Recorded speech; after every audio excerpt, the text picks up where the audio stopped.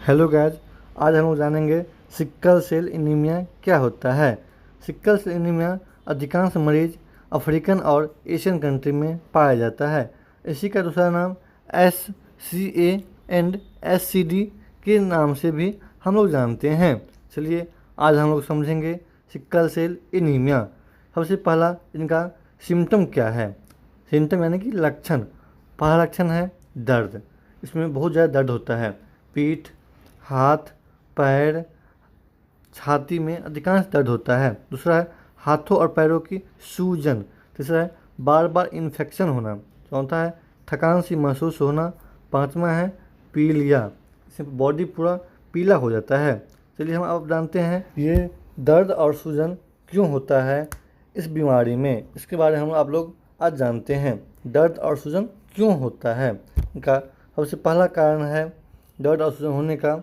ये देखिए, इसमें हम लोग का जो RBC का नॉर्मल शेप होता है वो होता है डिस्क शेप का, बट सिक्कल सेल एनीमिया का जो शेप होता है ये होता है हंसुआ आकार का, जो हमारे कैपिलर वेन में नहीं जा पाता है सही से। इसी कारण हम जब कैपिलर वेन में RBC फंसता है तो वहाँ इन्फ्लामेशन होता है एंड पेन होता है। यही कारण है जब इन्फ्लामेशन और सूजन का। चलिए अब हम जानते हैं कॉज, कारण क्या है सिक्कल सेल एनीमिया होने का। पहला कारण है जेनेटिक डिजीज। उसका सिक्कल सेल रोग क्रोमोसोम 11 पर पाए जाने वाले हीमोग्लोबिन बीटा जीन HBB में एक उत्परिवर्तन म्यूटेशन के कारण होता है।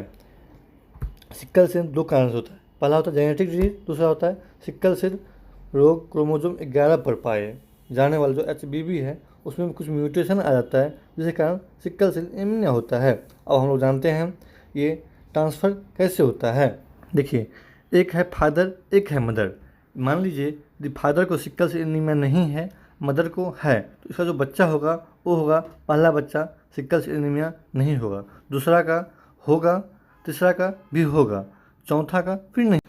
यही होता है ट्रांसफ़र का कुछ डिजीज। चलिए नेक्स्ट अगला देखते हैं हम लोग। इसमें क्या है, मदर भी सिक्कल सेल एनीमिया ग्रसित है और फादर भी सिक्कल सेल एनीमिया डोनर है। ये दोनों डोनर मिल जाएगा, इनका बच्चा जो होगा पहला बच्चा 1/4 चांस बनता है इन्फेक्शन होने का, दूसरा का 1/2 इन्फेक्शन होने का, तीसरा का 4/2 इन्फेक्शन होने का चांस बनता है, और चौथा बच्चा जो होगा उसका 1/4 चांस बनता है इन्फेक्शन नहीं होने का, उसका इन्फेक्शन होगा ही। यही है हमारे सिक्कल सेल एनीमिया का फैलने का कुछ लक्षण। यदि सिर्फ एक व्यक्ति इन्फेक्टेड हो, दूसरा इन्फेक्टेड नहीं हो, उसका 50% चांस है जो बच्चा का इन्फेक्शन होगा। ये दोनों इन्फेक्शन है मदर और फादर, तो उनका 25% चांस बनता है बच्चे में इन्फेक्शन नहीं होने का। ठीक है, यही है सिक्कल सेल एनीमिया। इस सिक्कल सेल एनीमिया का आज तक कोई इलाज नहीं है। एक ही इलाज है जो बोन मैरो ट्रांसफ़र करना। बाकी आप हर एक महीना मंथली में या वीकली में इसमें ब्लड डोनेट करना पड़ता है, ब्लड चढ़ाना पड़ता है मरीज को। ठीक है, तो आप लोग समझ गए सिक्कल सेल एनीमिया। इसका हम लोग देखते हैं कुछ जांच का डायग्नोस्टिक क्या होता है।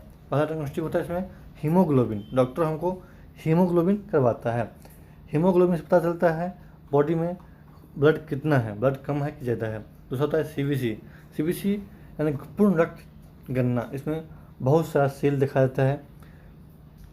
तीसरा है ब्लड स्मेयर, इसमें स्लाइड पे ब्लड को स्मेयर बना के माइक्रोस्कोप में देखता है।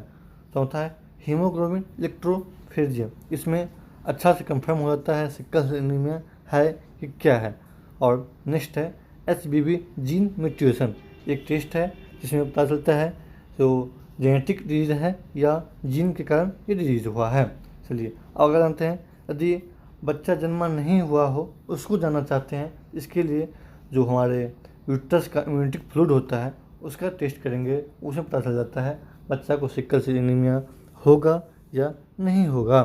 चलिए समझ गए। अब ये कुछ टेस्ट था जो सिक्कल सेल एनीमिया कराने के लिए ज़रूरी है। यदि किसी को सिम्टम दिखे जो हम बताएं पिछले में, बॉडी पीला होना, बहुत ज़्यादा पेन करना, ऐसा कुछ, तो हम लोग जानेंगे माइक्रोस्कोप में सिक्कल सेल कैसे दिखता है। इसमें देखिए, एक है नॉर्मल RBC और दूसरा है एक सिक्कल सेल जो चिन्ह गोला गोला घेरा हुआ है। इसके अंदर देखिए आप सिक्कल सेल आरबीसी कैसा दिखता है। समझ गए हम लोग। चलिए और दूसरा स्लाइड देखते हैं हम लोग। इसमें देखिए एक है, इसमें भी आरबीसी दिख रहा है, सिक्कल सेल दिख रहा है, कितना सारा सिक्कल सेल इसमें, जो कर्व लंबा लंबा लग रहा है यही सिक्कल सेल आरबीसी है। ठीक है। और नेक्स्ट देखते हैं अगला वाला स्लाइड में। इसमें देखिए आरबीसी भी है, प्लेटलेट भी है और सिक्कल सेल भी है।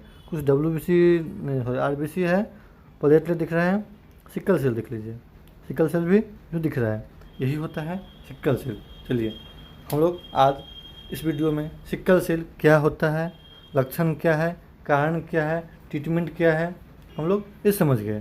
चलिए धन्यवाद और हम लोग आगे देखेंगे।